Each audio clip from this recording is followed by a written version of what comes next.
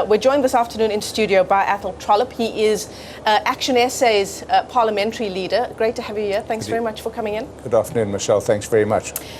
Interesting comments, and I think that perhaps we should just reflect on the Progressive Caucus and the things that they have to say about the Government of National Unity. ActionSA itself has had some choice words to say about the GNU. What's your take on this? The prediction that it'll last a year, maybe two tops. Well, let me start with that prediction. You know, if Julius Malema was a political commentator, he'd be without a job. All the predictions he makes don't come to fruition. He's also a leader of a political party where he will find himself without a job soon. They're on the slide, the EFF showed in the last election, almost impossible to arrest a political backsliding, so there'll be some desperation. I'm not here to speak for the Government of National Unity, but I want to say that we are extraordinarily well placed in Parliament.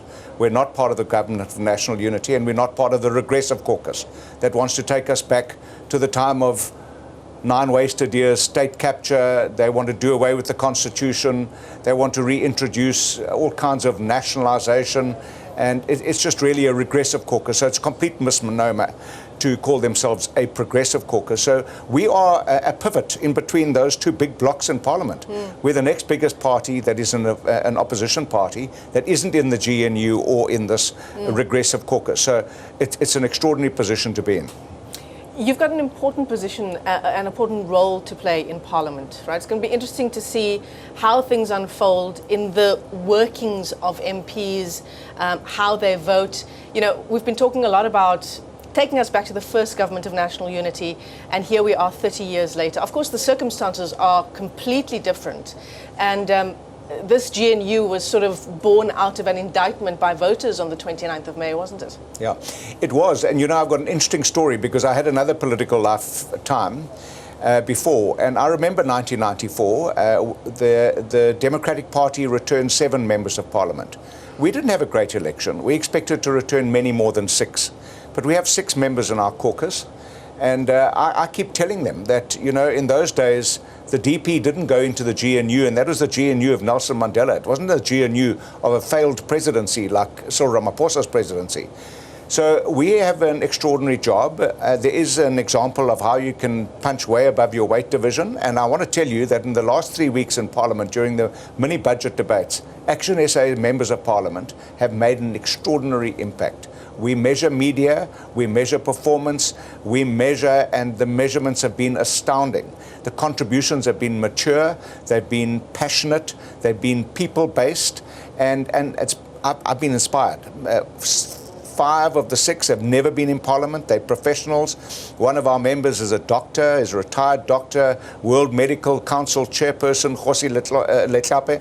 He attended just about every single mini-plenary debate. His inputs were profound. It was like real mic-dropping stuff. So that's what we expect from our members. We're here to represent people. We don't the people on the ground. Some of these parties start every speech with a long trope about I'm here representing MK party, I'm a guerrilla from so-and-so, and my president Ungamalala in Nkandla. We're not here in Nkandla. This is Parliament. We represent people, not individuals, and we're going to play that important role.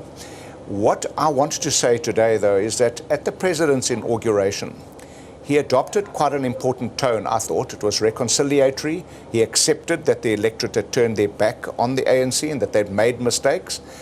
The political swagger has gone in Parliament. I've been in Parliament before. It's 10 years since I was last here.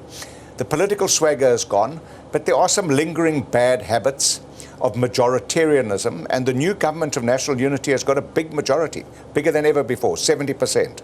10 political parties, together they make up almost 70%. So it's a big majority. I hope those bad habits don't creep in again, but at the moment it's been quite interesting. But tonight, we don't want to hear about what he's already said, and I commend the President for his tone and his demeanour in Pretoria. This is about forecasting what they're going to do differently in the next 5 years. We want to hear what he's going to do about corruption, because we have an awful international reputation. In fact, South Africans don't even trust our government. That's why South Africans don't invest in our economy. And if locals don't invest, internationals will never invest. So we want to know what you're going to do about our grey listing. What are you going to do about corruption? When are you going to answer about Phala Phala? It's all well and good pointing fingers about VBS and people stealing money from Gogos. But if you are breaking the law yourself as the president and you're supposed to be beyond reproach, we want to hear you on that matter. So it's not a matter that might be debated. It's already on the agenda, put there by the EFF. We're going to hold the government's feet to the fire. I made a commitment that we will be a constructive opposition. We'll be critical where we have to be and constructive where we are. We're not going to just come and howl in Parliament like the people I've just heard now. No new ideas, no new alternatives. Parliament's about debating alternative ideas and about addressing issues where government fails. And corruption is the enemy of people, and we expect this government to do much better on corruption. You know, I'm glad that you talk about being an opposition in Parliament that is constructive and not just howling from the opposition benches. And that's the other thing that this election has done, isn't it? People are sick and tired of showboating. What this election has done is it's given us now a 5-year term where people have said, we're giving you 5 years. And be careful, because after those 5 years, we might take those positions away from you. Yeah, I think it's a very interesting observation. Almost all the parties that were here before showed almost zero growth or went backwards, or slight growth. So that's also an indication to those parties that were here before that the electorate are watching them very carefully. There's one party that obviously came with a bang, it's MKP. It is a schism from the ANC. So the ANC will say it's actually their votes, but those are unhappy ANC votes that are there, or the Zuma votes.